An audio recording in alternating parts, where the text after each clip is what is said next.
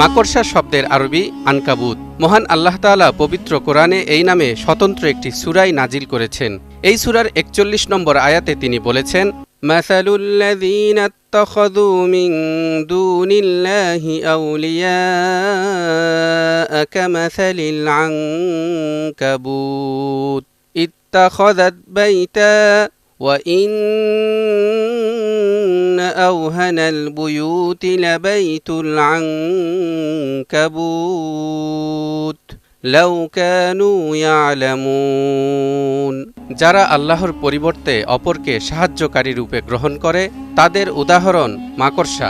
সে ঘর বানায়, আর সব ঘরের মধ্যে মাকড়সার ঘরই তো অধিক দুর্বল।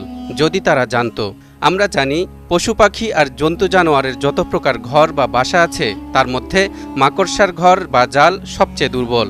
সামান্য বাতাসেও যা ছিন্ন হয়ে যেতে পারে। তাই স্বাভাবিকভাবে মনে হতে পারে শুধুমাত্র এ কারণেই আলোচ্য উপমাটি এসেছে।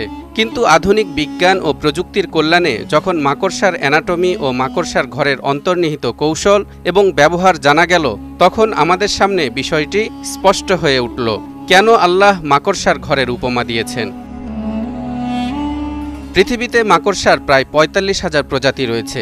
মাকড়সা যখন তার ঘর তৈরি করে সে সাধারণত সুতার সাহায্যে ঘর বানায়। সেই সুতা বা জাল কিভাবে তৈরি হয় জানেন কি? এজন্য মাকড়সার পেটের শেষ প্রান্তে ৩ জোড়া স্পিনারেট থাকে। এগুলো অত্যন্ত সঞ্চালন ক্ষমতা সম্পন্ন। স্পিনিং গ্রন্থি থেকে এসব স্পিনারেটের মাধ্যমে রস নিঃসৃত হয়ে সুতা তৈরি হয়। মাকড়সার সুতার প্রস্থ প্রায় ১,০০০-এরও ১/১ ভাগ এবং এটি ইস্পাতের চেয়ে ৩৫ গুণ বেশি শক্তিশালী। কিন্তু এই শক্তিশালী সুতার দ্বারা তৈরি ঘরটি আসলে খুবই দুর্বল। কেন?